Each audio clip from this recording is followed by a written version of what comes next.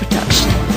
Ano ang ikakainggit sa katulad mo na binasura ko? Kung dati binabati kita pero ngayon minumura ko. Tangina mo, isama mo pa kagrupo mo na binalibag ko. Mga makatang lumabat sa akin, walang ligtas binalagbag ko. Sige takbo, matapang ka lang kapag nakatungga. Gamit ang liriko mong malambot tapos sa tigas babangga ka. At pilit dumidigma kadala ang salita mong pinirata. Kunwari pumapalaga pero ang totoo hindi naman kaya.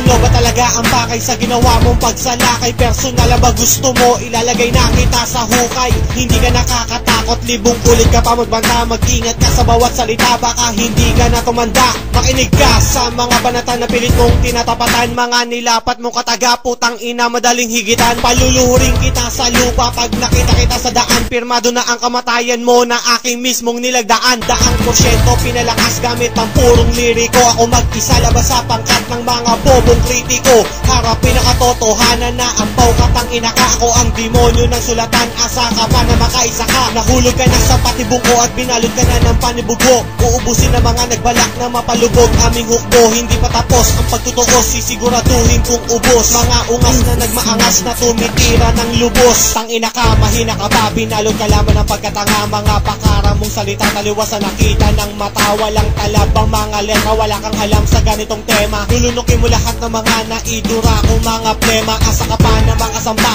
tangina mo isa kan lang pa. Nagulat ka ba? Kulangot ka pa, madali ka lamang mapatumba. Nagyayabang ka, bistado ka na. Magnanakaw ka ng estilo, lahat ng awiting na ilabas. Putang ina, ginawan ng solo. Sugapa ka pa sa sugapa, kinang ina ka sa aking kabaon. Sumusubok ka pang tumugon, baka ilagay nakita niyan sa kahon. Ikaw ang unang nagpatama, bakit ngayon bigla ang nagmamalinis? Sa kasalanan nagugas ka, palibas sa pag-iisip mo manifest. Wala kang alam sa akin, pero marami akong alam sa iyo. Shota ng kagrupo mo, putang ina mo, gusto mo rin mapa sa iyo. Hinayupa kang damulag ka, isa kang dakilang inventor. Binabaliktad mo ang istorya, ikaw ang unang nag-traidor.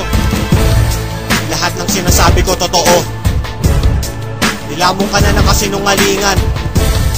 Kasinungalingan para sa sarili mong interes.